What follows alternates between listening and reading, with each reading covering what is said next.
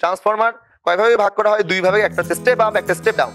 Step up transformer যেটা, এটা অল্প বিভবের অধিক তড়িৎকে বেশি বিভবের কম তড়িৎ বানায়। আবার বলতেছি, স্টেপ আপ, আপ মানে উপরে, মনে রাখবে কিভাবে, অধিক প্রবাহকে কম প্রবাহে রূপান্তর করে, অধিক প্রবাহকে কম প্রবাহে রূপান্তর করে। তাহলে স্টেপ ডাউন, তাহলে স্টেপ ডাউন, স্টেপ ডাউন কি, কম মানে কম তড়িৎকে বেশি তড়িৎ, কমকে বেশি।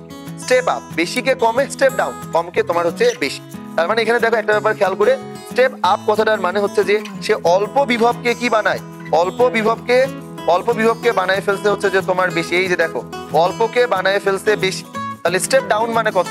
স্টেপ ডাউন মানে হচ্ছে যে তোমার বেশি বিভব, এটাকে বললাম বেশি বিভবকে নিয়ে যাবে কোথায়, বেশি বিভবকে নিয়ে যাবে কম বিভবে, এবং অল্প তড়িৎকে নিয়ে যাবে, অল্প তড়িৎকে দেখো, অল্প তড়িৎকে নিয়ে যাবে তোমার হচ্ছে বেশি তড়িতে, বা অল্প তড়িৎকে নিয়ে যাবে বেশি প্রবাহে। তার মানে আমরা কি বলতেছি, ট্রান্সফরমার।